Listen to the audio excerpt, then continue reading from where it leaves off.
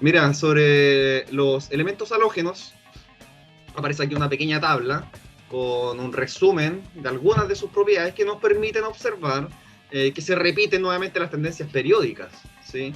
Se repiten nuevamente las tendencias periódicas. Es decir, si hablamos, por ejemplo, de la energía de ionización, mientras nosotros vamos bajando en el grupo, nos vamos dando cuenta que es más fácil ionizar a cada uno de estos elementos, ¿sí? Porque, claro, nosotros vamos dando cuenta que del flúor hacia el yodo también su radio, su tamaño va creciendo, por lo tanto, al yodo es más fácil quitarle un electrón, por ejemplo, que al flúor, ¿sí? Porque el último electrón de la capa valencia del yodo está muy lejos del núcleo, por lo tanto, percibe con menor fuerza su influencia de atracción. ¿Sí? Por lo tanto, es más fácil ionizar, por ejemplo, al yodo que al bromo, que al cloro, que al flúor, sucesivamente. Del mismo modo, la afinidad electrónica, si a estos elementos usted le acerca un electrón, le acerca un electrón de a poquitito, ¿cuál de estos elementos lo absorbe, entre comillas, primero? Y ese va a ser el flúor, que va a liberar una mayor energía cuando usted le añada un electrón a su configuración electrónica. Va a liberar una gran cantidad de energía porque el flúor es muy pequeñito, es un elemento que es muy pequeñito y que tiene una alta carga nuclear efectiva comparado con los demás elementos del grupo.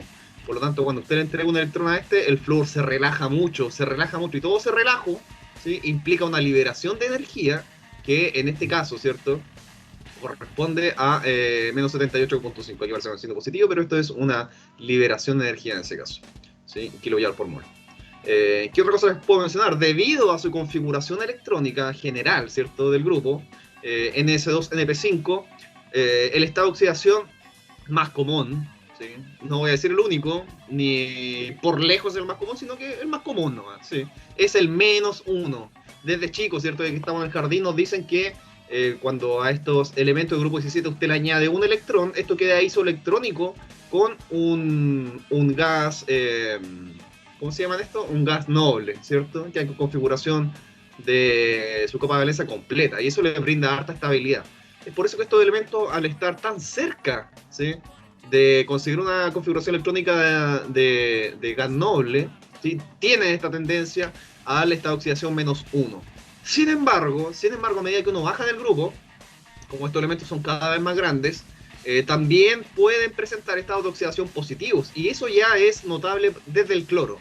Desde el cloro ya es notable esto, que pueden presentar esta oxidación positiva, y por eso también les puse estos ejemplos aquí, donde el cloruro, ¿cierto? Famoso, ya tiene esta oxidación -1, el cloro molecular tiene esta oxidación 0, en este hipoclorito, ¿sí? Tenemos que el cloro está con esta oxidación +1, aquí el clorito tenemos que estar con esta oxidación +3, después en el clorato con +5 y en el perclorato, por supuesto, ya con esta oxidación +7. Vamos a ver más adelante algunos experimentos que teníamos propuestos para ustedes para demostrar la acción oxidante de estos compuestos de cloro y también del resto de los halógenos, ¿sí? Oye, estos compuestos que son, como les mencionaba, el hipoclorito, el clorito, el clorato y el perclorato, también existe para bromo y también para yodo. Entonces también existe el hipobromito, el bromito, el bromato, también el yodato, ¿cierto? También se da con esto, pero no se da con el flúor, porque si te das cuenta, estos estados de oxidación positivos que vienen de estos oxoaniones requieren al halógeno con estado de oxidación positivo, y el flúor no está ni ahí con eso. El flúor, como les decía, es un elemento que es tan pequeñito, es tan electronegativo, que no está disponible energéticamente para presentar estados de oxidación positivos. No así para el resto de los elementos, que ya son más grandes, ¿cierto? Y se pueden estabilizar al formar compuestos con oxígeno. Quería comentarles también otra cosa, que a partir, ¿cierto?, del tercer periodo, también nos han dicho, desde que estamos en el jardín, que estos elementos pueden presentar esto de octeto expandido por tener orbitales D disponibles. Por lo tanto, pueden ir más allá de la configuración de orbitales S y orbitales P, que se completa con 8 electrones, eso del octeto. Por lo tanto, esto puede presentar octeto expandido, lo que también da lugar a una diversidad de compuestos. El experimento número 1, si el experimento número 1 se trata de lo siguiente: se van a tratar disoluciones acuosas saturadas de cloro molecular o dicloro, dibromo y diyodo, para demostrar el carácter apolar de estas especies. ¿Sí? Como, claro, son moléculas que son diatómicas y homonucleares, es decir, tienen el mismo núcleo, tienen momento bipolar cero. Momento bipolar cero, ¿se acuerda lo que era momento bipolar o no? Aquí aparece una pequeña gráfica, ¿cierto? Que habla de, de los vectores dipolares, de las separaciones de carga. Y, por ejemplo, acá, también algo que se ha visto desde química general, por ejemplo, la molécula de agua es polar.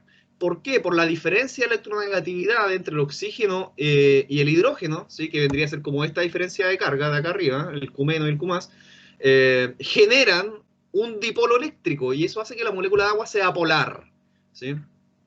Nada, pues si estos dipolos son cero, son muy pequeños, la molécula va a ser menos polar. Y eso es lo que le sucede a la molécula de flúor, a la molécula de cloro, a la molécula de bromo y a la molécula de yodo. Son lineales o monucleares, por lo tanto, todos sus vectores de momento bipolar que pudiera tener se cancelan. Es decir, estas moléculas de acá son apolares. Y este experimento consiste en descubrir, ¿sí? O en validar esta observación que para nosotros cuando estábamos chicos lo dijeron como de forma teórica, lo entendimos bien en términos de la geometría molecular, ¿sí? Pero aquí tocaba hacer el experimento. Entonces se iban a tomar dos fases. Una que es la fase acuosa, donde viene esta agua de cloro, bromo y yodo, y extraerlo con tetracloruro de carbono. El tetracloruro de carbono es una molécula que también por su simetría y por su constitución atómica, ¿sí? O más que nada por su simetría, es una molécula que también tiene momento dipolar igual a cero. ¿Sí? Perdón, tiene momento bipolar igual a cero, sí, igual a cero. Nada de tachado, igual a cero. ¿Sí? Y nada, entonces se va a ver cómo es la afinidad entre moléculas apolares. Mira, aquí precisamente lo que pasaba era esto. Esta es una fase orgánica, ¿sí? La fase, aquí tenemos la fase orgánica y aquí tenemos agüita, en este caso, agüita de yodo. ¿Sabes cómo se hace la agüita de yodo? Se toma, por ejemplo, un vasito o un recipiente, ¿cierto? Con agua, ¿sí? Y le enchufa una manguera. Y esa manguerita, ¿sí? Ahí es donde tú estás mandándole el gas. Por ejemplo, en este caso, el yodo gas. Y lo hace burbujear un buen rato. Una cosa que es importante mencionar también es que estos gases, por su mismo carácter apolar, son poco solubles en agua, pero se disuelven un poquito, ¿sí? Se disuelven un poquito en agua, pero son poco solubles en agua, pero se disuelven un poquito, ¿ya? Por lo tanto, cuando aquí usted le agrega la fase orgánica y lo deja reposar un rato, por ejemplo, aquí ya se empieza a ver que la fase orgánica se empieza a poner como de color violeta, de color moradito. Eso significa que el yodo que está aquí en fase acuosa, poco soluble en agua, prefiere estar en la fase orgánica por un asunto de afinidad. También habíamos visto cuando estábamos chicos que lo similar disuelve a lo similar, ¿cierto? Moléculas apolares disuelven a moléculas apolares, etcétera. Por eso la fase orgánica que nosotros utilizamos aquí, tetraclorocarbono o hexano, normalmente hexano, porque es harto menos tóxico, sigue siendo tóxico el hexano, pero harto menos tóxico que este tetraclorocarbono. El hexano también es apolar. ¿Sí? Ya saben que es un hidrocarburo compuesto por átomos de carbono y átomos de hidrógeno, y que la diferencia de electronegatividad entre carbono y hidrógeno es chiquitita, entonces esta separación de cargas sigue siendo pequeña, lo que genera un momento bipolar también pequeño, ¿sí? Este vector de momento bipolar es pequeño para el hexano, por lo tanto sirve también para hacer la extracción. Después de mezclar esto, después de mezclarlo, nada, pues todo el yodo, o gran parte del yodo, se va a la fase orgánica por esta afinidad que le decía que tenía que ver con la apolaridad. Lo mismo sucede con el bromo, con el agua de bromo y con el agüita de cloro. Se observa la coloración de la fase orgánica porque estas presentan colores característicos. Podríamos pensar que el cloro es más o menos amarillo, ¿sí? El bromo es más o menos naranjo, llegando hasta casi rojo dependiendo de su concentración. Y el yodo es tirado a color violeta, como pueden ver acá. Violeta, púrpura, ¿qué otro nombre le dan a este color? Lila, ¿sí? Etcétera, ¿sí? Este colorcito. Y aquí tenía un links a un video de unas personas que hicieron esto. Y nada, vamos a ponerlo un poquito de velocidad aumentada. Sí, porque esto es, lo importante es que vean aquí. Aquí hay una muestra perdón, de yodo molecular. Lo que está aquí en el frasquito, en la bandejilla, eso es I2, iodine, en English, iodine, I2, y nada, pues se disuelve, ¿sí? En agua. Ya han visto que es poco soluble, pero algo queda soluble en el agua. Y a continuación, en un embudo de decantación, oye, este experimento ustedes lo van a hacer en tubito de ensayo. Aquí decía en tubos de ensayo, pero acá es lo mismo. ¿Sí? Es lo mismo, solamente que lo están haciendo con mayor cantidad. ¿Sí? Y nada, pues ahí está la disolución acuosa de I2. Y No sé, eso es un solvente orgánico, ¿sí? Para diluir pintura, diluyente.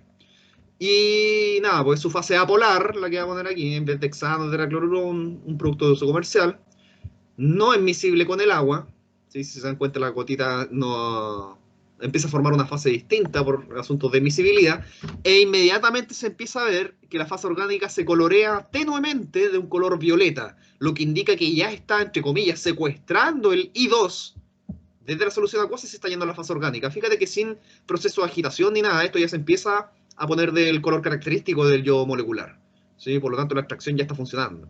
Ahora, como ustedes saben, ¿cierto? La técnica para extracción, esto no sé si ya lo habían hecho en química general, me parece que sí, es tomar el embudo de cantación, asegurar la tapa y darlo vuelta, asegurando la llave. Y esto se agita fuertemente, y la llave se vuelve a abrir. Esto es una cosa experimental bien importante, porque cuando usted agita esto fuertemente, ustedes vieron que el gallo aquí le mandó un sacudón más o menos cototo, usted aumenta la superficie del líquido, porque separa sus moléculas, tiende a separarla con esta agitación, genera harta burbuja, aumenta la superficie y genera harto vapor de solvente orgánico. Y como el solvente orgánico además son volátiles porque son poco polares, nada, pues aumentan su presión de vapor violentamente y la tapita podría salir volando. Por lo tanto, ustedes se recuerdan, ¿cierto? Que esta llave usted tiene que darle una vueltecita, ¿cierto? Para igualar las presiones.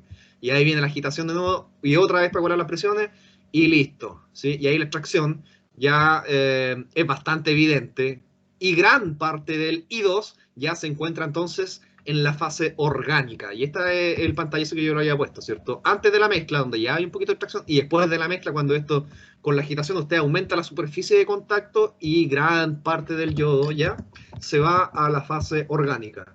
Quería comentarles también que lo mismo sucede con cloro, con bromo y con yodo, demostrando, ¿cierto?, el carácter apolar de estas moléculas. Otra cosa interesante mencionar de los halógenos son sus potenciales redox. Nosotros también hemos, no sé, es que no quiero decir más que desde cuando estábamos chicos nos enseñaban que, porque ya cuando estábamos chicos, desde cuando estábamos chicos nos dicen que un ion que es grande, ¿sí?, pierde fácilmente un electrón. Un ion que es grande pierde fácilmente un electrón, ¿sí? Entonces enchufarle un electrón, el proceso contrario, ¿cierto? Enchufar un electrón o reducir un átomo que es grande también no va a ser un proceso tan favorecido como sería enchufarle un electrón a un átomo que sea pequeño. Y eso lo hemos reflejado aquí en estas tablas de potenciales redox. Fíjense que estos son potenciales estándar de reducción, porque las sustancias que se están reduciendo. Recuerde que delta G igual menos NFE, por lo tanto, mientras un potencial sea más positivo, ¿sí?, más espontánea va a ser la reacción porque el delta G va a ser cada vez más negativo. Y aquí nosotros vemos que si comparamos flúor, cloro, bromo, ya sea como líquido o en su forma acuosa, y yodo, la tendencia es clara, ¿cierto? La tendencia es clara. La reacción más espontánea, ¿sí?, la reacción más espontánea dentro de los halógenos, la reacción más espontánea para enchufar un electrón es para el flúor, el que tiene el mayor potencial. Esto está expresado en volt. ¿Sí? Un mayor potencial implica un delta G más grande, y en este caso un potencial positivo, ¿cierto? Eso va a llevar a un delta G negativo y que la reacción suceda.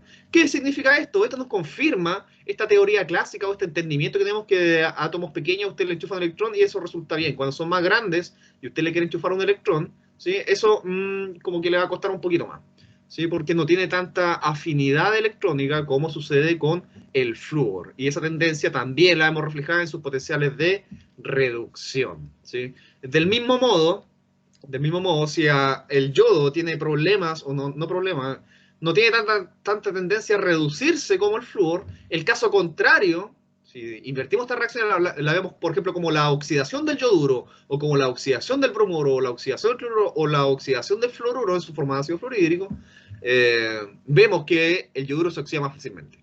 ¿Sí? Se oxida más fácilmente. Por lo mismo, porque lo que le comentaba al principio, un átomo que es grande, ¿cierto? Su último electrón de la capa de valencia, usted lo puede mandar lejos, ¿cierto? Con relativa facilidad dentro del grupo de los halógenos, por supuesto. Aquí también quería mostrarles cómo esto cambia el tamaño de la molécula, lo que, como mencionábamos, según la teoría clásica, es más fácil quitarle un electrón a una molécula que es grande, ¿cierto?, que tiene mayor volumen. Mientras más pequeñito, ¿cierto?, la carga está más concentrada cerca del núcleo y alterarla es un poco más difícil.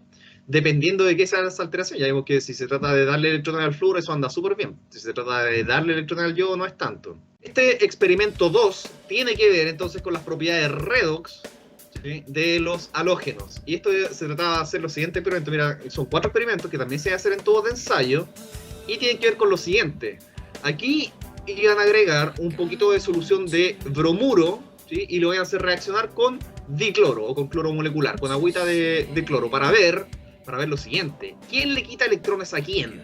Es decir, si el cloro será capaz de quitar electrones al bromuro y convertirse en cloruro, ¿sí?, y dejar este bromuro, por supuesto, como Br2, perdón, aquí me chancleteé, eso no hay que ver, pero esto tiene un borrador, borramos aquí, taca, taca, mira la tecnología, maravilloso. Aquí este se convierte entonces en Dr2 y liberado de electrones. En cambio aquí el cloro 2 tendría que tomar esos dos electrones y convertirse en cloruro. No sabemos si ocurre esa reacción, pero eso es lo que pesquisa este experimento, saber quién se queda con los electrones, si el cloro o el bromo. Lo mismo iba a ser el experimento B, pero va a echar a pelear, ¿cierto?, el yoduro, ¿sí?, con el cloro molecular en este caso. Acá lo mismo, echar a pelear el yoduro, pero en este caso con bromo, ¿sí?, en este caso con bromo. Y acá se trata de echar a pelear el bromuro con el yodo molecular y ver qué ocurre, ver qué sucede, ver si la reacción acontece. Y para eso, ¿sí?, les puedo comentar aquí que, considerando todo lo que hemos conversado hasta ahora respecto a esta tendencia periódica de bajar en el grupo, encontrar que son más grandes, que se oxidan más fácil mientras estén más abajo, que se reducen más fácil mientras estén arriba, observamos que efectivamente cuando se trata una solución de bromuro potasio con dicloro y esto se agita, ¿sí?, se forma bromo molecular. Esto después ustedes hacían la misma extracción con un solvente orgánico, con hexano en este caso, y se iban a dar cuenta que en la fase orgánica se enriquecía en bromo. Ustedes van a observar que en el tubito se empezó a formar un color naranjo correspondiente al producto Br2. En la fase orgánica se empezó a poner naranjo por la formación de Br2, indicando que esta reacción sí ocurre. Está desplazada hacia la derecha. ¿Y esto por qué pasa? Precisamente porque el cloro prefiere estar con su estado de oxidación -1, es decir, tiene un alto poder oxidante frente al bromuro. El bromuro, por ser un elemento más grande, ¿cierto?, por tener esta propiedad, frente al cloro pierde, le entrega sus electrones y termina convirtiéndose, ¿cierto?, en el bromo molecular, que se detecta en la fase orgánica, como les decía, por su coloración característica, que es un naranjito, ¿cierto?, como un juguito o una jalea de naranja. Esta reacción sí sucede, lo que nos confirma que el cloro sí oxida al bromuro, recuerden. En el experimento B, recuerde que íbamos a echar a pelear el yoduro con cloro, a ver si el cloro era capaz de oxidar al yoduro, y esta reacción sucede más fácil todavía, porque el yoduro, en comparación al bromuro, entrega su electrón más fácil, se oxida más fácil. Y esto usted lo va a detectar del mismo modo, porque la fase orgánica del tubito de ensayo, este es un tubito de ensayo así, que tiene aquí la fase acuosa donde sucede la reacción, y tiene acá la fase orgánica. La fase orgánica entonces se empieza a poner de color violeta por la formación de yodo molecular, mientras que aquí la fase orgánica está un poquito amarillenta, un poquito naranja por la presencia de este yoduro en la disolución. Y nada, esta reacción también sucede. El cloro es capaz de oxidar al yoduro sin ningún problema. Y esto, como les decía, se empieza a poner aquí de color moradito, violeta, lila, como quiera decir. El siguiente, que era el tercer experimento de esta serie, también se hacía pelear ahora el yoduro, pero ahora ya no con cloro, sino con bromo, para saber qué tanto el bromo es capaz de oxidar al yoduro, ¿sí? Al yoduro. Estamos hablando aquí de yoduro proveniente de yoduro potasio. Y esta reacción efectivamente también sucede, y en el tubito también usted va a encontrar que la fase orgánica, ¿sí?, se empezaba a poner de color morado. ¿Por qué? Por la formación del yodo molecular y la migración, ¿cierto?, a una fase que es con la que tiene mayor afinidad, ¿sí? Y este I2 entonces se forma y se va a la fase orgánica y usted detecta el cambio de color. En el caso B, aquí lo que les tocaba hacer era echar a pelear el bromuro con yodo molecular. O sea, ver si es que el yodo molecular es capaz de convertirse en yoduro, quitándole electrones al bromo, y resulta que esta reacción no sucede. El yodo no tiene la capacidad, ¿sí?, para, digamos, oxidar, ¿sí?, al bromuro. Esta reacción no pasa. Entonces del tubito usted iba a ver que la fase orgánica no cambiaba de color. Esto queda igual, ¿no? Queda todas las cosas aquí presentes, ¿cierto? En la fase orgánica. O sea, el yodo, por supuesto, se va a quedar aquí. Esto no va a cambiar, digamos, de violeta a naranjo. No se va a formar bromo 2. ¿Sí? Y nada, pues eso confirma la tendencia. Con estos 4 experimentos uno ya es capaz entonces de ordenar el poder oxidante, dejando fuera el flúor, ¿cierto? Uno ya es capaz de ordenarlos por su poder oxidante, por sus propiedades redox. Y este experimento también está en YouTube. También encontré un videito para mostrar la reactividad de los halógenos. Nada, pues. Este compadre aquí pone, no sé si un compadre o una señorita, ¿sí? Una persona que está aquí, ¿sí? Pone una serie de tubitos por pares, ¿cierto? Con I2, este que está aquí, iodine, es I2, una solución de agua de yodo. Aquí le ponen una solución de agua de bromo, BR2, que ustedes van a ver aquí, que es de color naranjito, ¿sí? Amarillo. Y por otro lado acá, la solución de chlorine, ¿cierto? De Cl2. Todos estos son Cl2, Br2 y 2 en solución acuosa. Y a continuación, lo que van a hacer aquí es ponerle un poquito más de agua, ¿cierto? Se homogeniza. Ahí le pega su chancacazo, ¿cierto? Su agitación, para que estos sistemas se homogeneicen. Se dan cuenta que el video es bastante lento, vale la pena ir adelantando un poquito. Y a continuación, mira, aquí pasa lo siguiente. Aquí viene lo bueno. Aquí viene lo bueno. Yo me acuerdo, en el 1.49, aquí viene. 48, pap, 49. Mira. Cloro, Cl2, más bromuro de sodio y yoduro de sodio. Aquí esta persona va a acercar un gotario, va a depositar unas gotitas de solución de bromuro y solución de yoduro para ver precisamente lo que lo que yo le estaba presentando en este experimento, ver si el cloro es capaz de oxidar, ¿cierto?, al bromuro y al yoduro. Y aquí efectivamente lo que pasa es que sí hay reacción, por lo menos con el bromo. ¿Sí? Fíjate que esto se empieza a poner inmediatamente de color amarillo, lo que representa, ¿cierto?, la formación del bromo molecular. Y al otro lado, cuando le pone yoduro, también este color oscuro, que al final termina siendo medio cafecito, ¿cierto?, representa que efectivamente el I- se convierte en I2 gracias a la acción del cloro, del Cl2. Después aquí, en el tubito al lado, hace lo mismo, pero fíjate que ahora se echan a competir, o se ponen a competir, el Br2 con cloruro y con yoduro, para saber si el bromo es capaz de oxidar al cloruro y para ver si es capaz de oxidar al yoduro, y cuando lo hace con cloruro, no hay reacción. No hay reacción, fíjate que el tubito, cuando le pone las gotitas, queda tal cual. Es decir, esto no cambia. El bromo no es capaz de oxidar al cloro, pero cuando se hace con yodo, inmediatamente se empieza a formar el yodo molecular. Y eso es esta coloración más oscura que aparece aquí. Y nada, pues acá lo mismo.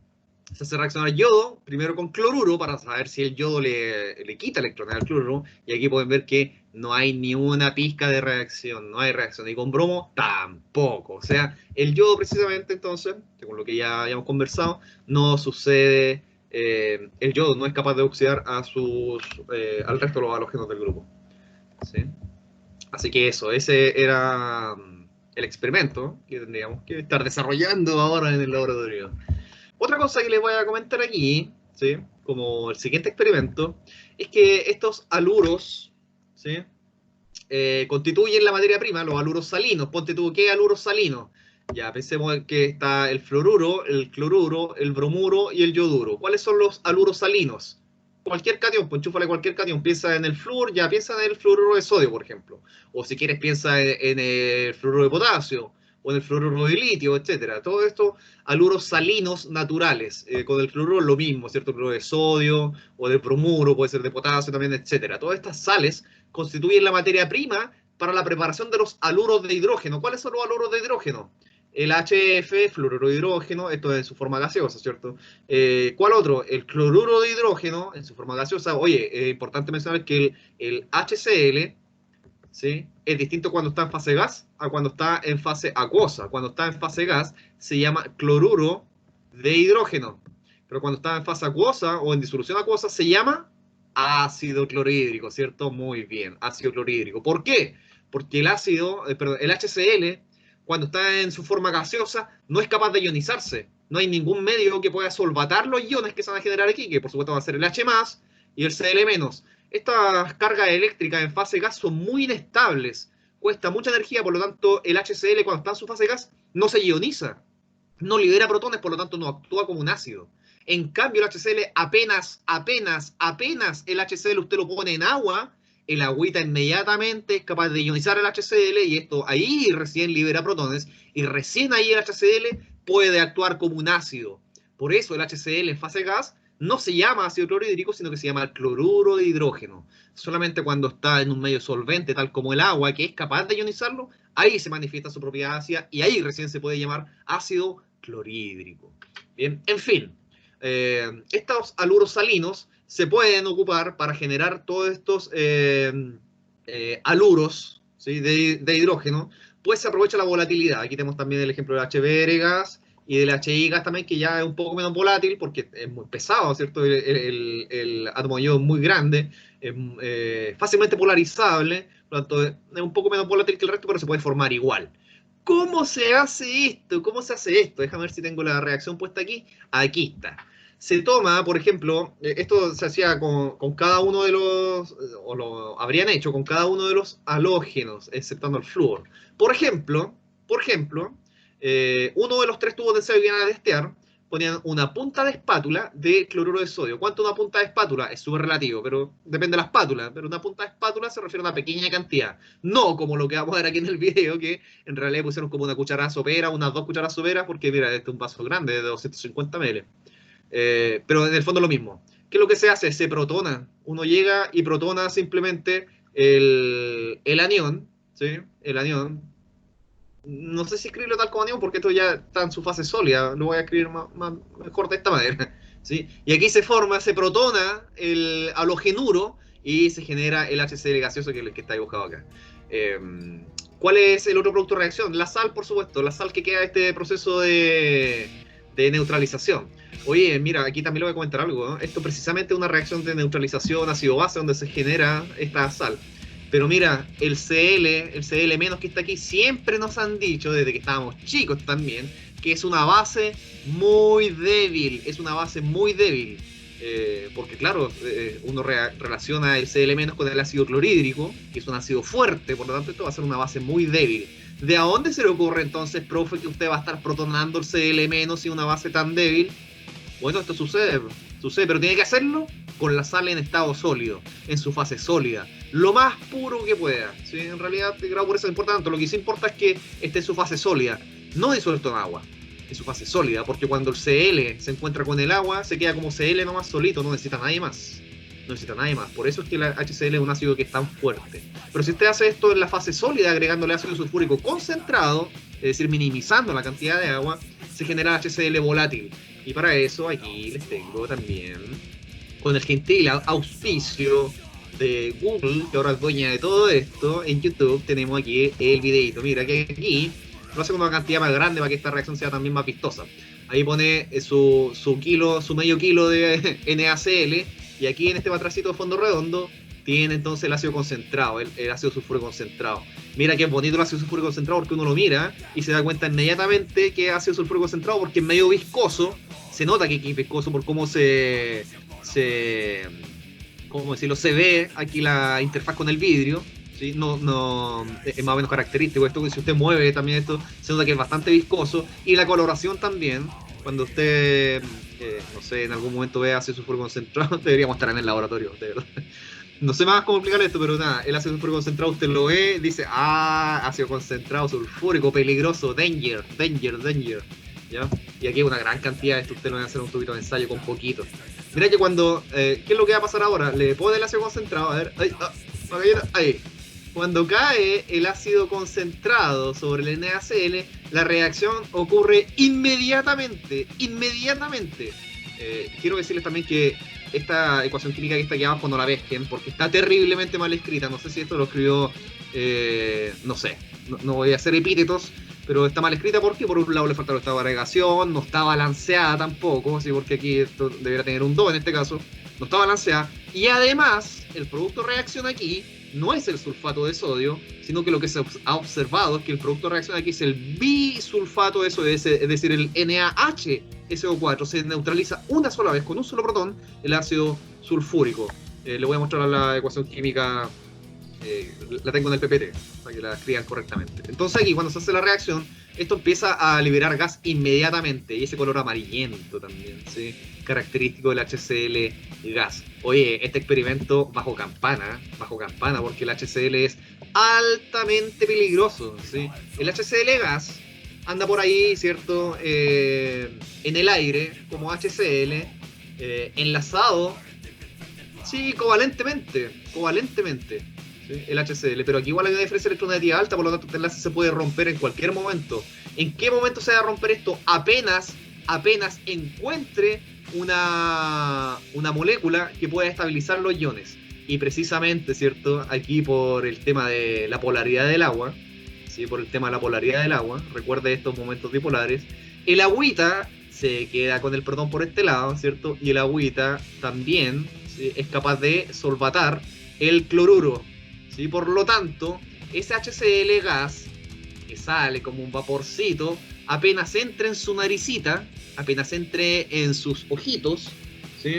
Con la humedad, con el agua de su mucosa, genera inmediatamente HCl líquido, o sea, acuoso, que ya ahí sí recuerde que ya no es nitro de hidrógeno, ahora es ácido clorhídrico. Y ese ácido clorhídrico se va a formar con cualquier humedad, con cualquier trazo de humedad que encuentre en su cuerpo, puede causar estragos, puede desnaturalizar proteínas, causar quemaduras, etc. ¿Sí? Por eso este experimento se hace bajo campana, y por eso aquí decía harto, ¿sí? Bajo campana. Lo siguiente, mira, esto se hacía con ácido sulfúrico concentrado. Lo siguiente era hacer lo mismo, utilizando ahora bromuro de potasio y yoduro de potasio también, acidificando. Acidificando. Sí, cuénteme. Perdón, queda respecto al anterior del ácido clorhídrico. Si lo condenso, lo puedo generar líquido, ¿o no? Claro, sí. Es que el HCl en condiciones ambientales o condiciones estándar es un gas. Si esto usted lo quisiera pasar a líquido, tendría que o aumentar la presión, ¿sí? O disminuir la temperatura. Si quisiera tener HCl, estamos hablando del HCl líquido. No estamos hablando del HCl acuoso. Claro, estamos hablando del HCl líquido, que es distinto a disolverlo en agua. Para eso yo creo que el HCl habría que mirar su diagrama de fase y saber a qué temperatura y presión se empieza a volver líquido o a qué temperatura se solidifica. Sí, pero lo podría generar así como anhidro. Sí, totalmente, pero con un reactor especial. Porque, claro, por ejemplo, si aquí arriba, supongamos, ponen un vidrio reloj, que es lo clásico que se hace para condensaciones, ¿sí? Lo que va a observar aquí es que posiblemente el agua o de la humedad del agua que esté en la sal va a empezar a generar alguna gotita aquí, alguna gotita de condensación, ¿sí? Y ahí posiblemente se podría generar HCl acuoso, pero la mayor parte queda como gas. Y aquí va a tener fuga por aquí. El HCl, en condiciones estándar, es un gas. Estamos hablando de ¿qué? De 25 grados Celsius y una atmósfera a presión. En esas condiciones el HCl es un gas, no puede estar en forma líquida. Pero si quisiera condensar esto, podría quizás, no sé, llevarse el gas a otro recipiente que esté, ponte tú, sumergido, ¿sí? En nitrógeno líquido, por ejemplo, a, no sé, a menos 196 grados. Ahí demás, yo creo que esa temperatura, además que el HCl, no sé el diagrama de fase del HCl, pero me imagino que a una temperatura tan fría el HCl eventualmente podría empezar a condensarse o estar ya en su forma líquida. Lo otro que es muy distinto es disolverlo en agua, ¿sí? Lo otro que es muy distinto es el hecho de disolverlo en agua. Pero eso, yo creo que quizás enfriando lo suficiente o aumentando la presión lo suficiente se podría tener HCl puro en su forma líquida. Sería interesante saber cuáles son, digamos, las condiciones de cambio de fase del HCl. Las desconozco, la verdad es que no lo sé. Bien. Lo siguiente, supongo que era esa su pregunta. No sé si se ha quedado conforme. Sí, profe, gracias. Bacán. Lo siguiente es hacer lo mismo, pero utilizando ahora ácido fosfórico. Ácido fosfórico, profe, ¿por qué no con ácido sulfúrico? Porque, bueno, le voy a explicar primero esta parte, ¿sí? Que no es tanto que explicar tampoco porque es similar a lo que habíamos visto anteriormente, ¿cierto? El bromo, o el bromuro, ¿cierto? En el estado sólido, junto con su catión de potasio en este caso, ¿sí? Se hace reaccionar con un ácido, ¿sí? Se hace reaccionar con un ácido, y esto usted como que fuerza que quede protonado, lo obliga a protonarse, porque utiliza un ácido que es relativamente fuerte, que es el ácido fosfórico. Por lo menos su primera desprotonación del ácido fosfórico puede ser considerado un ácido fuerte. Y al protonarse el bromuro, se genera esta sustancia que en realidad es bastante volátil y precisamente sale HBr gas. Y con el yoduro lo mismo, lo mismo. Por eso se decía que estas sales, las sales de aluro, son una buena fuente para generar los aluros de hidrógeno, que son volátiles. Es tan fácil, por ejemplo, aquí en este caso es tan fácil preparar HCl, que es como tener, ¿cierto?, este ácido fuerte, el ácido sulfúrico, tener sal de mesa puede ser perfectamente, y esto, con un corcho de goma o algo así, con una manguerita, ¿cómo se dice?, canalizarlo a otro recipiente que contenga agua, y con esta manguerita hacer burbujear también, en este caso el HCl, y ahí es donde usted va a generar ácido clorhídrico en solución. Ácido clorhídrico en solución. El cloruro de hidrógeno gas se disuelve en agüita y genera HCl. Acá es lo mismo, se pueden generar también los ácidos de estos halógenos. ¿Sí? Una forma relativamente sencilla de prepararlo.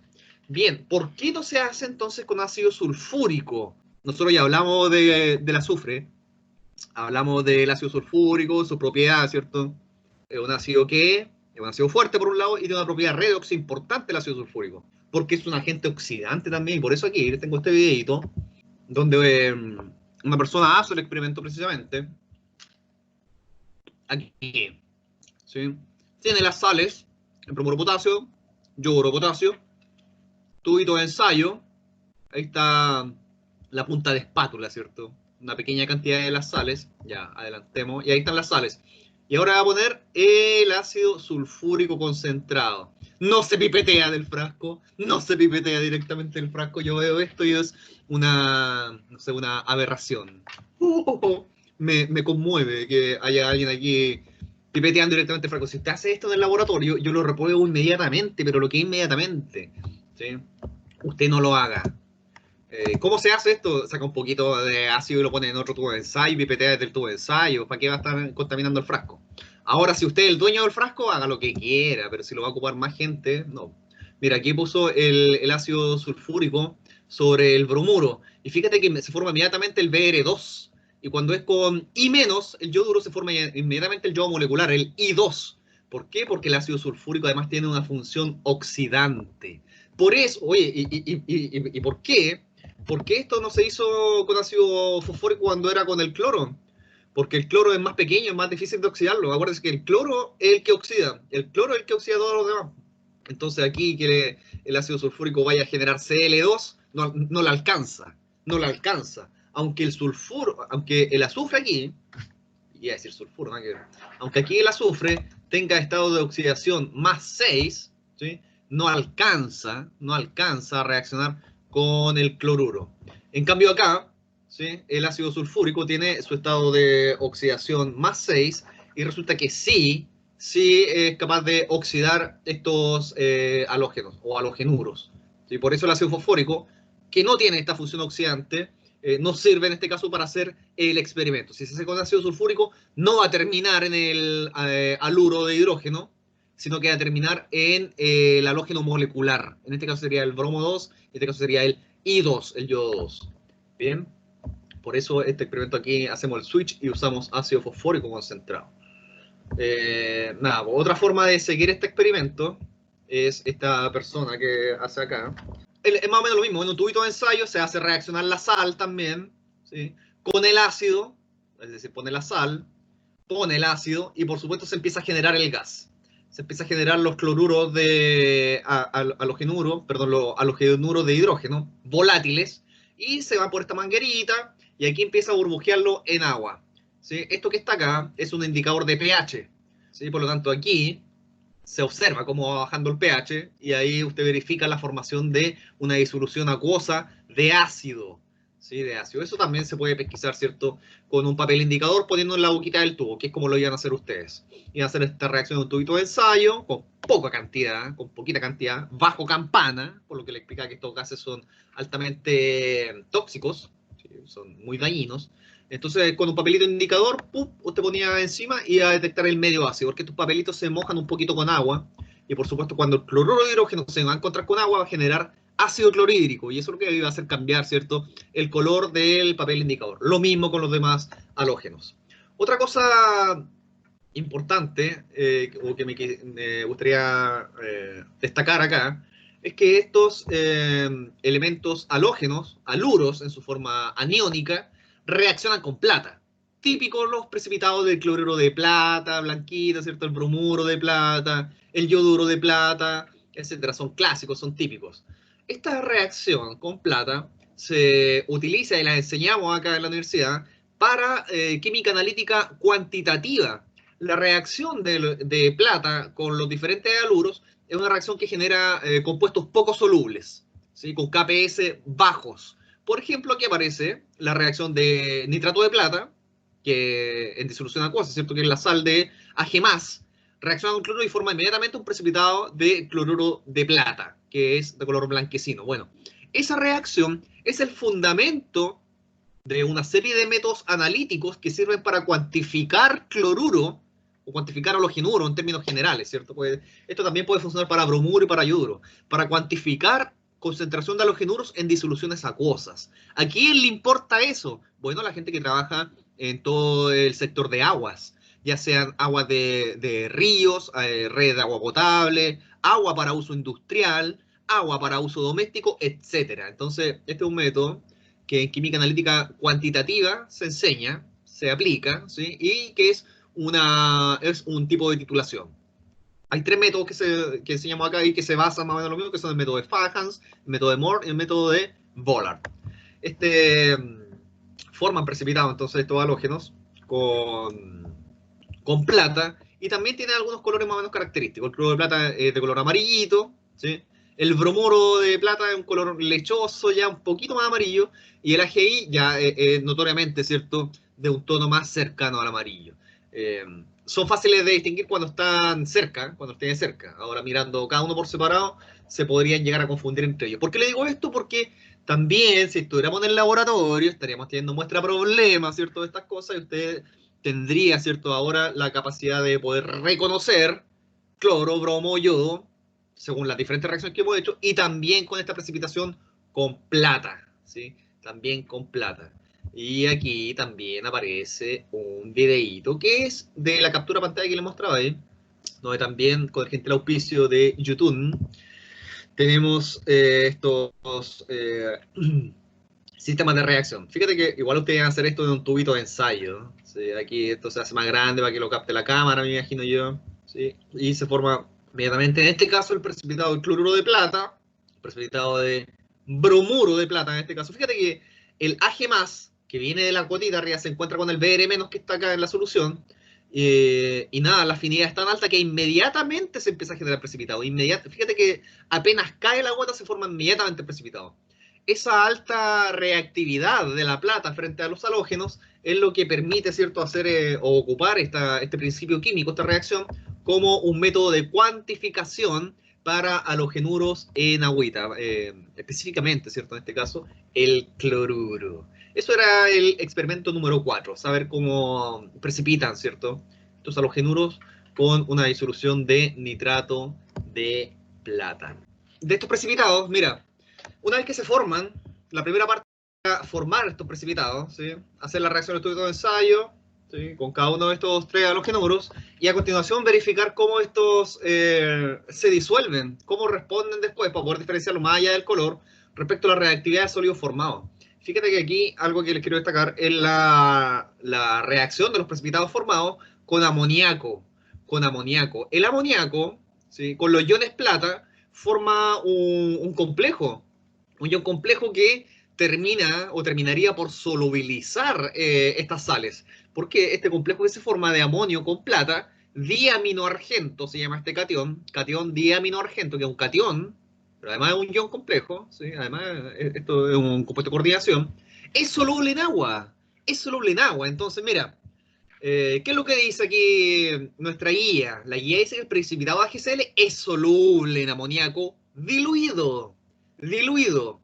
Cuando estamos hablando de amoníaco concentrado, además se disuelve el bromuro de plata, ¿sí?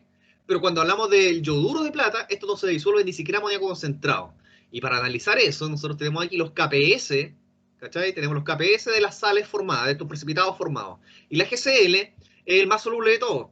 El más soluble de todo esto tiene el KPS más grande, de 10 a la menos 10. Por lo tanto, cuando se tiene la HCl, la concentración de iones plata, ¿sí?, es relativamente alta. Es relativamente alta, tal que cuando usted le pone amoníaco diluido, hay suficiente plata para formar el complejo. Y una vez que se quita esta plata al medio de reacción, cuando se forma el complejo, el principio del Le Chatelier nos dice que se tiene que generar más Ag+ para restablecer la condición de equilibrio. Cuando se genera más Ag+, vuelve a reaccionar con el amoníaco que hay en el medio de reacción y se forma más complejo. Y el HCl se disuelve otro poquito para generar Ag+, la deficiencia de Ag+, se disuelve un poquito y se forma el complejo.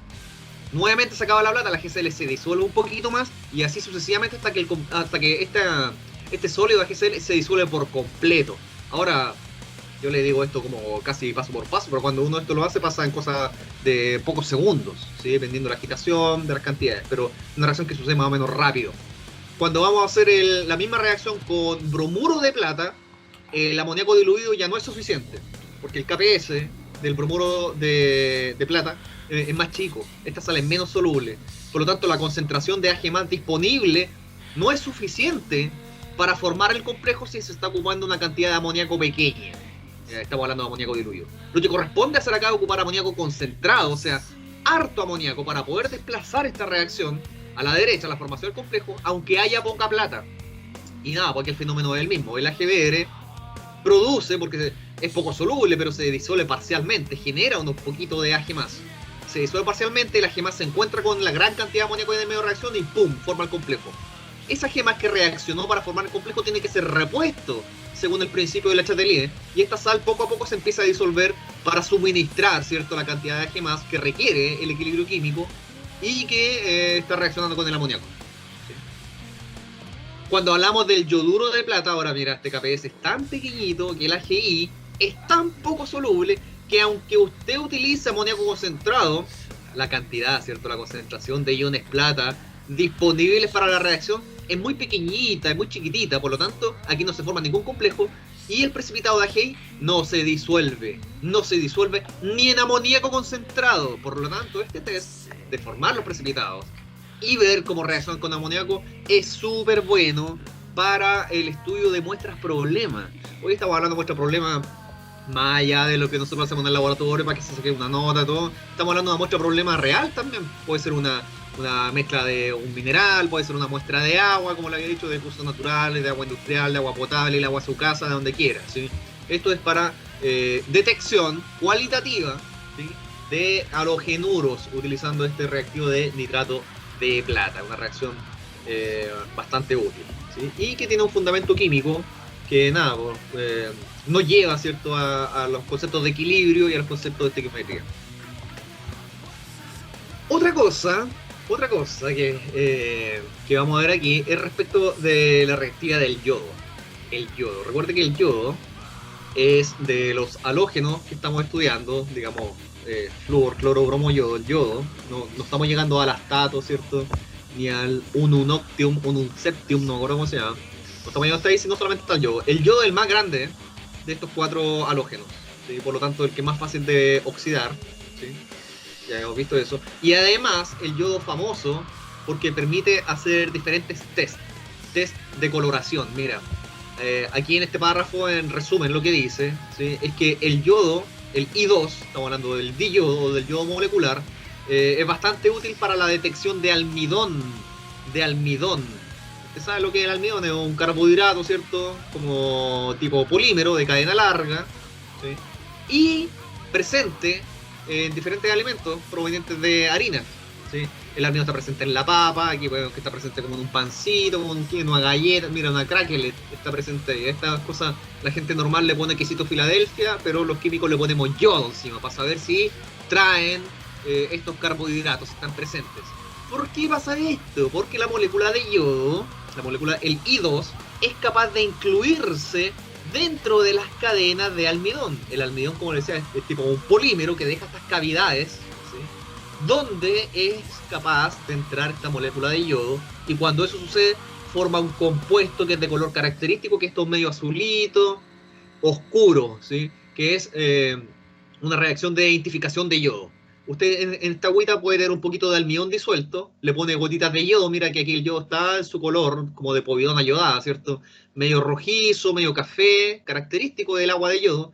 Al poner en una disolución que contiene almidón, esto se pone de color azul inmediatamente, porque el yodo, ¿cierto? Se incluye en la estructura del almidón y le brinda este color azulito, ¿sí? Por lo tanto, este es un test de identificación bastante útil en la industria de alimentos, sobre todo, ¿sí? Y aquí en el laboratorio nosotros también vamos a hacer esto. Mira, como le había comentado también, otra cosa que también es importante, mira, si todo lo que yo le diga es importante. El yodo, el I2, ya le había comentado que es poco soluble en agua. Es poco soluble en agua. Porque claro, una molécula que es apolar, pues el agua que es una molécula que es polar, y lo apolar con lo polar no tendría por qué disolverse bien. Ya, para aumentar la solubilidad del I2 en agüita, se le agrega yoduro de potasio, o se le agrega yoduro, ¿sí? Aquí en la forma de yoduro potasio, ¿sí? Pero le agrega yoduro y se forma esta nueva especie que se llama triyoduro, anión triyoduro, I3 menos, que está representado acá con este modelito de esferas, ¿sí? Ahora, este I3 es prácticamente lo mismo que el I2, tiene sus propiedades redox marcadas, tiene su volumen también molecular marcado, característico de una cosa que es grande como el yodo, pero ahora en una forma iónica que lo hace soluble en agua. Filete, filete, porque ahora su agua de yodo contiene harto más yodo de lo que naturalmente debiera traer, ¿sí? Se forma este triyoduro. Oye, otra cosa que quería comentarles es que este triyoduro es súper barato, es fácil de producir y que además sirve como electrolito para la producción de celdas solares sensibilizadas con pigmento, que es una tecnología emergente que nos sirve para aprovechar la energía solar a nivel de uso doméstico, ¿sí? Y nada, pues este es uno de los componentes que sirve para construir ese tipo de dispositivos fotovoltaicos. Entonces, con esto, lo que iban a hacer en este experimento es precisamente con una disolución de yoduro, agregarle gotitas de almidón, ¿sí? Y ver cómo es el color del complejo que se forma, ¿sí? Y a continuación, nada, tomar este sistema y ponerlo a baño María, es decir, calentarlo, darle energía térmica a este sistema. ¿Qué cree usted que va a pasar cuando calentemos este sistema? ¿Qué cree que va a ocurrir aquí con la coloración? ¿Irá a cambiar de color? ¿Se irá a desarmar este color? ¿Qué es lo que iría a pasar? Bueno, pensemos un poco.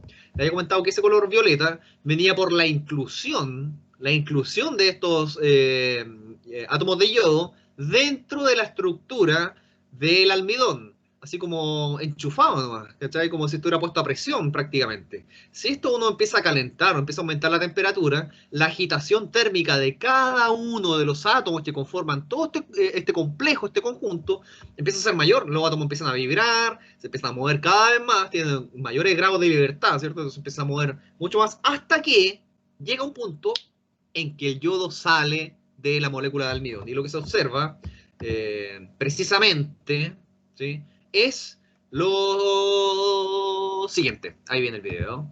Corre video. Lo que se observa precisamente es lo siguiente. Mira, aquí está su solución de almidón con yodo, la coloración azul característica, baño María. Y fíjate que a medida que esto empieza a absorber el calor del entorno, ¿sí? Empieza a decolorarse, decolorarse. Esto se decolora porque precisamente se está desalojando el yodo desde dentro de la molécula de almidón. Lo cual también sirve como un indicativo, ¿cierto?, de cuál es la estructura de ese compuesto azul, que con acción del calor se va, ¿cierto?, se destruye. Ahora aquí en el video no alcanza a aparecer, pero una vez que esto se enfría, porque también la actividad dice que después de usted esto vaya a enfriarlo, ¿sí? La coloración azul vuelve, o sea, es un proceso que es reversible. ¿Sí? Usted puede con esto poner el yodo dentro del almidón o sacarlo en función del calor agregado al sistema o del calor retirado del sistema. ¿Sí? Eso es lo que ustedes iban a observar acá. Y en la letra B de este experimento, nada, voy a empezar a ponerle agüita con la piseta al tubo ya con la disolución fría y de color azul, y a ponerle harta agüita destilada hasta que el color azul estuviera prácticamente imperceptible, es decir, lo iban a diluir, diluir, hasta que el color azul desapareciera. Después de eso, iban a ponerle un poquitito, ¿cierto?, de más yoduro, disolución KI, y la coloración aparece inmediatamente, vuelve a aparecer la coloración. ¿Y eso por qué pasa? Porque nada, este complejo que se forma, aquí aparece como amilosa, que es similar, ¿cierto?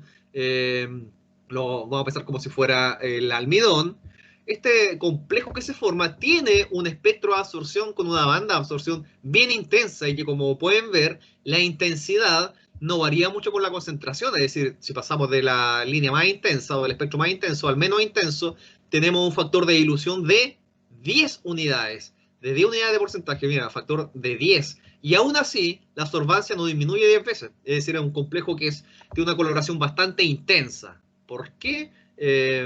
No sé. No sé por qué, por la misma estructura que tiene, pero qué oportunidad nos da esto. Eso también es importante. ¿Qué oportunidad nos da esto que tiene un límite de detección bastante bajo?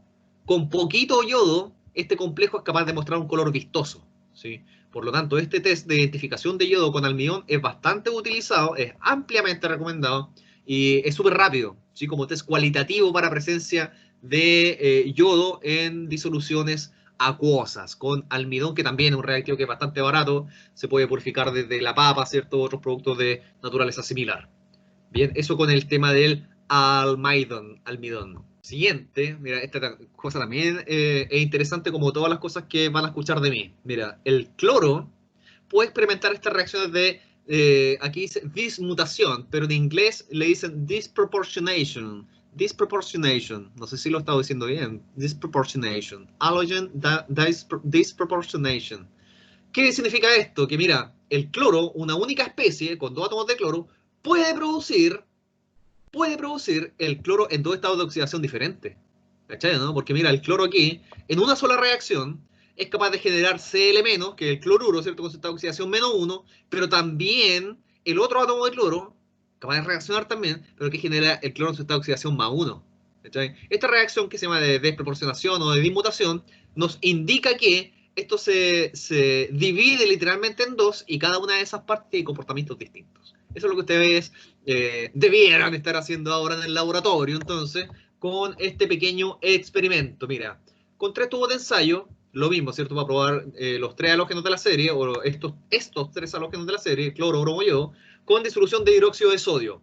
En estas condiciones, mira aquí, por ejemplo, para el cloro, ¿sí? El cloro, por un lado, se reduce y genera cloruro, que piensa que aquí el cloro gas, su estado de oxidación es cero, ¿sí? En el estado elemental, digamos, está en estado de oxidación cero. Pero luego esta reacción se genera esta oxidación -1, pero también aquí se genera el clorado de sodio, ¿sí?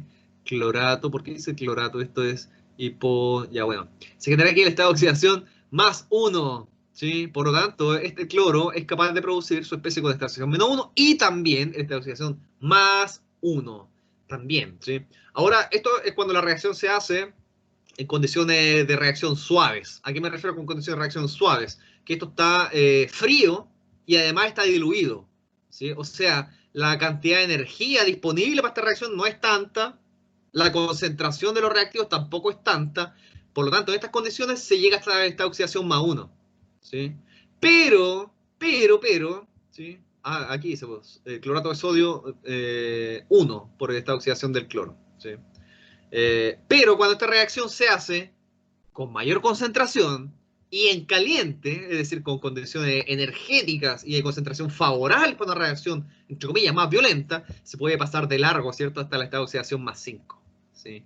Se puede pasar de largo hasta el estado de oxidación +5, prácticamente en las mismas condiciones, es decir, usando hidróxido de sodio, pero ahora con mayores concentraciones y también en caliente. Puede pasar de largo al estado de oxidación +5 en este caso. ¿Sí? Eso es la reacción de desproporcionación, disproportionation, o de dismutación también. Y aquí, por supuesto, los cambios de color tenían que ver con la coloración de la agüita de cloro, ¿cierto? Después estas especies que se generan acá, tanto este clorato de sodio como el +1, el hipoclorito de sodio, también son sustancias que no tienen color, ¿sí? Entonces eso, en este caso, servía como indicativo de la reacción de desproporcionación. Disproportionation. El ácido hipocloroso es una sustancia súper conocida del cloro. Está representado aquí en su una representación tipo estructura de Lewis, donde muestra, ¿cierto?, la diferencia de la longitud de enlace, siendo el cloro un elemento mucho más grande que el hidrógeno. Esto es como, usted lo puede pensar como un derivado del agua, ¿sí? En que uno de los hidrógenos ha sido reemplazado por cloro de oxidación +1. Fíjate que el cloro tal como el resto de los halógenos, tiende a los estados de oxidación negativos. Como les había comentado, ¿cierto? En la medida que estos halógenos ganan electrones, se acercan a una configuración electrónica de gas noble, lo que les brinda estabilidad. Por lo tanto, cuando usted tenga el cloro de esta oxidación +1, esto se convierte en un agente oxidante, ¿sí? ¿Por qué? Porque este cloro va a tratar, ¿cierto?, de acercarse a estados de oxidación más negativos. Por eso es que estos hipocloritos son ocupados harto como desinfectantes, ¿sí?, para eliminar, ¿cierto?, bacterias, algas, hongos, mohos, microorganismos que viven en el agua. Esto es la clorinda. Usted ve la clorinda, ¿cierto? Y es hipoclorito de sodio, este mismo anión, ¿cierto? Donde ahora el hidrógeno se ha reemplazado por un átomo de sodio. Por la acción del cloro, ¿cierto? Estos oxidantes es capaz de matar todos estos microorganismos, estos bichos, ¿cierto? Porque los destruye finalmente. Llega, entra en contacto con ellos, les quita sus electrones, se los lleva y los convierte químicamente hasta destruirlos. Esa actividad biológica que traen estos microorganismos se elimina. Por eso es que esta sustancia de fácil obtención también es ampliamente utilizado como desinfectante, ¿sí? El cloro, cuando ven el cloro, la clorina, todo eso, usted piense en esta sustancia, en su reactividad también, como agente oxidante. Esto aquí ustedes van a hacer una reacción también, la reacción de los hipocloritos, y van a tomar un tubito de ensayo, solución de hipoclorito, parcialmente diluida, ¿cierto? Y hacerlo reaccionar con solución de KI. ¿Qué es lo que iba a pasar cuando tuviera la solución de KI, que es la de este colorcito, ¿cierto? Tenemos aquí la reacción química que nos muestra también, ¿cierto?, que este hipoclorito, tal como hacía el Cl2, que el Cl2 tenía esta oxidación 0, ¿sí?, también va a tender a la formación del cloruro. Es decir, también le vuela electrones al yoduro, ¿sí? Pobrecito yoduro, todo le vuela los electrones, él no le puede volar electrones a nadie, todos se los vuelan a él. Este anión clorito, hipoclorito, también le vuela electrones al yodo y genera el cloruro. ¿Por qué? Porque aquí el cloro está con esta oxidación más 1. Aquí aparecen otras especies también, ¿sí? El clorito, el clorato y el perclorato. Y estos colores que aparecen aquí nos muestran cómo es la distribución, ¿cierto?, de densidad electrónica en cada una de estas especies. Y aquí ustedes pueden ver que el oxígeno, ¿sí?, por ser más pequeñito, tiene también un grado alto de electronegatividad. Y aquí deja el cloro, ¿cierto?, con cierta deficiencia de electrones, comparado con el oxígeno, que aquí vemos que está, ¿cierto?, con harto de color rojo, que nos dice que esta zona es rica en electrones, mientras que en el cloro está más bien verde, le faltan electrones al cloro. Por lo tanto, si usted le acerca a este hipoclorito, le acerca a cualquier sustancia que sea rica en electrones, una proteína de alguna membrana celular, de algún bicho, ¿cierto?, de algún microorganismo, o también proteínas de su piel, por ejemplo, o de lo que sea que tenga harto de electrones, esto, ¡pum!, reacciona inmediatamente. ¿Y qué va a pasar? Aquí el cloro, chao, se va, genera cloruro, ¿cierto? Y el producto de reacción para ese oxígeno va a terminar siendo agüita, porque esta reacción también se hace en medio ácido, ¿sí? Para que lo tengamos claro, también se da esta reacción en medio ácido. La acción oxidante de estos hipocloritos. Aquí tenemos el hipoclorito y la solución de yoduro de potasio. Y mira que esto se empieza a cambiar de color, ¿sí? Y aquí tenemos precisamente la reacción de formación del I2. El I2, recuerde, cuando está en disolución acuosa, presenta este color naranjito, ¿sí? Cuando se reacciona con el almidón, se pone de color azul oscuro.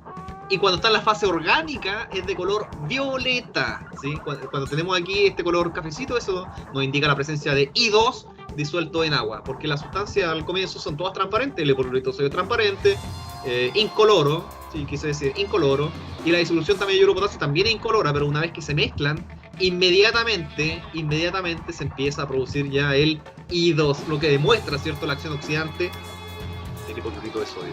Mira, aquí también es para hablar de los halogenatos y perhalogenatos, como el clorato, ¿cierto?, o el anión perclorato. No sé si ustedes se acuerdan, hace un tiempo se cayó un tren al río Tolten, un tren de carga que llevaba estas sustancias, ¿cierto?, de uso industrial.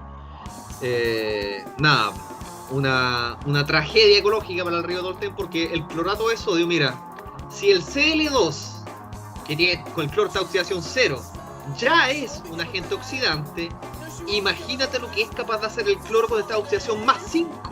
O sea, mira que el cloro lo único que quiere es estar como Cl-, es lo que más le gusta. ¿Cómo será reactivo el clorato, que tiene el cloro en esta oxidación más 5? O sea, eso está, ¿cómo decirlo?, está cortando la wincha por quitarle electrones a cualquiera, ¿sí? Es altamente reactivo y por eso se ocupa también en la industria como portador de energía, porque en el fondo toda esta avidez que tiene el cloro en el clorato por captar electrones hace que varias reacciones sucedan de manera más o menos espontánea, ¿sí? Es energía química en el fondo almacenada en el clorato de sodio que se ocupa entonces como agente oxidante, por ejemplo, en la industria de celulosa. ¿Sí? Por eso es que aquí ustedes siempre van a ver trenes pasando con estas cargas de clorato de sodio para todas partes.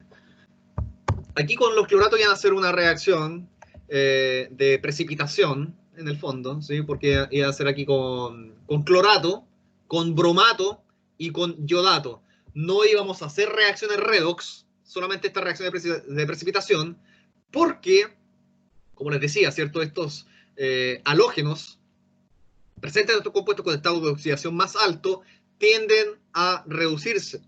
Por eso le van a por eso le van a quitar electrones a cualquier sustancia. Esa reacción puede ser tan violenta que incluso esto pueden llegar a explotar.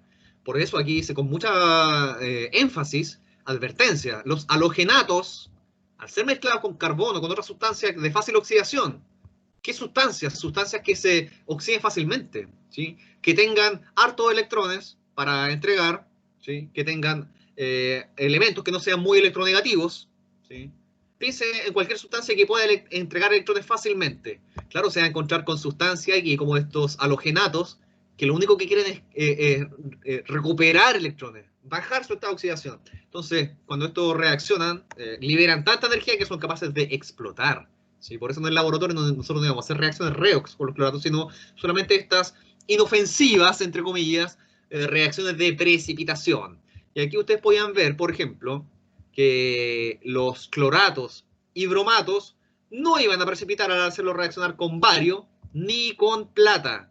En cambio, los yodatos sí precipitan. Eso era simplemente la observación de este experimento, ver que cuando se hacía reaccionar estos halogenatos de cloro, de bromo de yodo, con bario y con plata, solamente los yodatos daban este precipitado.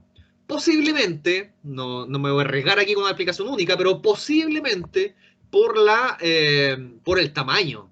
¿Sí? Este anión yodato mucho más grande, mucho más lábil también. Recuerda que siendo el yodo un elemento más grande, todo esto es como una esfera de electrones que es mucho más blanda, es fácil de deformar, es como gigantesco. Entonces, cuando esto se junte con un catión, se pueden enlazar con una alta afinidad de manera más fácil que con los aniones de bromo, con los aniones de cloro, que son más pequeños, son más compactos, son más duros. ¿Sí? Por eso aquí se forma precipitado solamente con el yodato. Esa es una explicación que podría aventurar, ¿cierto? En este experimento. Mira que aquí con más énfasis todavía, hablamos de los perhalogenatos, hablamos del perclorato, del perbromato, del peryodato. Estos, si habíamos visto que los halogenatos ya eran reactivos por su estado de oxidación más 5, que lo aleja de su situación ideal menos 1, cuando hablamos de los perhalogenatos, aquí ya estamos en estado de oxidación más 7, ¿cachai? ¿No? Es decir, que a un elemento que es electronegativo, per se, como los halógenos, lo estás obligando a que esté con estado de oxidación positivo. Por lo tanto, esto apenas puede elevar volar un electrón a lo que haya, a lo que esté cerca. Por eso es que sirve para destruir materia orgánica, ¿sí? Debido a su alto poder oxidante. Y también esta puede dar reacciones de explosiones, reacciones súper violentas. Por eso es que siempre que trabaje con halogenatos, acuérdense los estados de oxidación, si están más lejanos del más 1, más reactivos. Esto siempre va a estar rodeado de un sinfín de medidas de seguridad, porque son sustancias que son muy, muy reactivas. Eso que no se lo olvide nunca, por favor. Cuando se vaya a pillar con esto, usted diga, ah, chuta, ya, son perhalogenatos, hay que trabajarlos con cuidado. No significa que no haya que trabajarlos, no significa que él tenga que tenerle miedo, pero sí saber lo que podría pasar. ¿Sí? Saber lo que podría pasar. Ahora aquí también dice que son de difícil identificación, porque en realidad como que no dan precipitado, ¿cierto? Tienen algunas sales poco solubles, y aquí nosotros íbamos a hacer, en realidad con esto no íbamos a hacer ningún experimento. Esta parte de perhalogenato en la guía aparece como información, ¿no? Porque claro, siempre vamos a evitar el trabajo con estas sustancias que son más bien peligrosas con estudiantes, para no exponerlos, ¿cierto? A estos posibles problemas, ¿cierto? O posibles problemas de seguridad. Sobre todo en cursos numerosos como el que tenemos. Respecto del flúor, Con el flúor íbamos a hacer un pequeñito experimentito nomás, un pequeñito experimentito, porque mira que el flúor, una vez que se formó fluoruro, una vez que se formó el F-, esto casi que ya no reacciona más. ¿Sí? Casi que ya no reacciona más. Aquí a ver, voy a tratar de rayar con el mouse. Me va a quedar como dibujo cabro chico, pero igual nomás, mira. Cuando aquí en una coordenada de energía, ¿sí? Pensemos, es difícil dibujar con el mouse. Cuando tengo una coordenada de energía, pensemos que aquí está el flúor, ¿sí? El F-, el átomo F-, y por acá abajo está el F-. Súper estable, súper estable. El F, a ver, aquí F, ¡ah! El F aquí, F-. ¿Sí? Por lo tanto, el flúor, cuando vuela un electrón, se estabiliza mucho, se estabiliza harto. Y de ahí, sacar al fluoruro de ahí, olvídalo. El fluoruro está playa, está echadito para atrás, ¿cierto? Y va a presentarse esta oxidación prácticamente. Como les decía, no existe, por ejemplo, o no es común, debe existir, ¿cierto? Por ejemplo, el perfluorato, olvídalo, olvídalo. Sí, tener el flúor con esta oxidación más 7, olvídalo. No es posible, de hecho. Sí, ¿qué es lo que tendría ahí? Un protón, ¿no? ¿Cierto? Tendría un puro protón. No existe eso, tampoco existe el fluorito o el hipofluorito, tampoco, ¿no? Deben existir, yo creo, pero como curiosidad de laboratorio, quizás, además que haya un paper por ahí de alguien que se le ocurrió hacer perfluorito y que tiene alguna aplicación por su alta reactividad. O sea, esto debe ser súper reactivo, si existe un perfluorito, debe ser súper, súper reactivo. Aquí el fluoruro, en realidad, no da tantas reacciones, tiene propiedades importantes, sus compuestos son súper importantes, pero aquí nosotros simplemente lo que íbamos a hacer era analizar su solubilidad, por ejemplo, frente al catión de plata, ¿sí? Frente al catión de bario, frente al catión de calcio. Y aquí nosotros igual evidenciamos un principio que también lo habíamos, o se lo habían conversado un momento cuando estaba chico, que es esta afinidad. ¿Qué hace que las cosas precipiten? ¿Qué es lo que hace? La afinidad por cargas, por un lado, y por otro lado también la afinidad por tamaños, ¿sí? También por otro lado afinidad con tamaños. ¿Qué es lo que se va a observar aquí? Hacer reaccionar fluoruro de potasio, ¿sí? Con nitrato de plata. ¿Y qué es lo que se observaba? Que aquí no se formaba precipitado. ¿Sí? Cuando se hace, los tengo acá, no. Cuando tenemos la reacción de fluoruro con plata, no se forma precipitado, pero cuando se reacciona el fluoruro con bario y con calcio, ahí sí se forma precipitado. Fíjate que entre el fluoruro y la plata tampoco es que haya mucha diferencia de tamaño, porque el catión plata tiene un radio iónico de 129 picómetros. Oye, una distancia súper pequeña, pero se entiende cuando hablamos de dimensiones atómicas, 129 picómetros. El fluoruro por otro lado, 119 picómetros, no son tamaños tan distintos como para no favorecer una reacción de precipitación, pero sí es una diferencia suficiente para que el fluoruro de plata, AgF, sea soluble en agua. Este es la representación aquí, y este, no sé, a ver, SOL. SOL, que dice aquí, significa que es soluble. Este es el AgF que está aquí. Ya me voy a aburrir de escribir con esto porque en realidad no queda bien ni vale la pena. Mira cómo queda ordinario aquí. AgF. ¿Sí? Esto no precipita, es soluble. ¿Sí? En cambio, cuando hace la reacción con bario con calcio, aquí estos sí son precipitados. Este es el de bario y este es el de calcio, y sí precipitan. Sí precipitan. ¿Y por qué pasa esto? Porque a pesar de que también tenemos aquí, por ejemplo, entre el fluoruro y el bario tenemos una diferencia de tamaño más o menos significativa, el bario tiene dos cargas. Y el fluoruro, imagínenselo, el fluoruro, siempre imagínenselo como un anión, como una polquita de vidrio, como una canica. Muy pequeño, muy duro, ¿sí? Con poca reactividad redox, porque todos sus electrones están fuertemente atraídos por el núcleo, una alta carga nuclear efectiva, es de las especies más pequeñas que hay, ¿sí? De los más pequeñitos. Nada, pues esto se pega como lapa con el bario, que además trae dos cargas positivas. Esa alta atracción electrostática hace que la solubilidad del fluoruro de bario sea baja, la solubilidad en agua estamos hablando, y lo mismo para el fluoruro de calcio. Eso es lo que iban a revisar, ¿cierto?, en este experimento. Cuando estos sólidos se calientan a baño María, se favorece la solubilización de estas sales. ¿Sí? Se favorece la solubilización de estas sales. No hablamos de actividad redox del fluoruro porque, como les decía, está tan estabilizado el fluoruro que de ahí a que vuelva a pasar a otro estado de oxidación, muy difícil. Muy difícil. Pasar a un estado de oxidación más 1 o ya es muy complicado, y de ahí olvidarse del más 3, más 5, más 7. ¿Sí? Eso es lo que tenía para comentarles el día de hoy sobre los elementos del grupo 17. Опа, пидорас, рушит город мой хардбас. Пиво, семки и напас, весь район боится нас.